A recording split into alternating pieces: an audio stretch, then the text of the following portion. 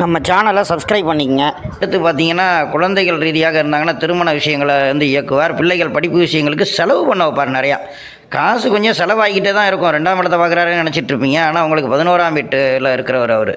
உங்களுடைய ராசிக்கு பார்த்தீங்கன்னா 8ஆம் வீட்டு வேலையும் சேர்த்து தான் செய்வார். அதனால் 1978 ஜனவரி மாதம் பிறந்தவங்களுக்குலாம் பார்த்தீங்கன்னா கொஞ்சம் பணம் செலவாகிக்கிட்டே இருக்கிற மாதிரியே இருக்கும். என்ன காசு நிறையா வர்ற மாதிரி இருக்குது, காசெல்லாம் காணா போயிட்டுருக்குன்னு நினச்சி கவலைப்பட வேண்டாம். உங்களுடைய சூழ்நிலை அது மாதிரி இருக்குது.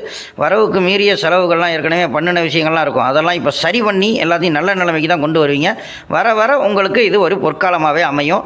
பிரச்சனைகள் எல்லாமே நீங்கள் போகுது. ஹஸ்பண்டு ஒய்ஃபுக்குள்ளே சில சண்டைகள்லாம் வந்துக்கிட்டு இருந்திருக்கும். இவ்வளோ நாளாக ஒரு வருஷ காலமாகவே ஒரு நிம்மதியாகவே இருந்திருக்காது. ஏதாவது பணம் காசு இல்லை அப்படி இப்படின்னு பல பிரச்சனைகளை ஏற்படுத்தியிருக்கும். குடும்ப ரீதியாக நிறைய தொந்தரவு இருக்கும். கல்யாண காட்சிக்கு போக முடியலை, காசு இல்லை, ஒழுங்காக அழைச்சிட்டு போக மாட்டேங்கிறாங்க, அவங்களுக்கு நகை பண்ணணும், இவங்களுக்கு நகை பண்ணணும்னு ஏகப்பட்ட விஷயங்கள்லாம் பண்ணிக்கிட்டு எல்லாம் ஒரே குடைச்சலாகவும் பிரச்சனையாகவும் சண்டையாகவுமே இப்படியே போயிட்டு இருந்த காலகட்டம்.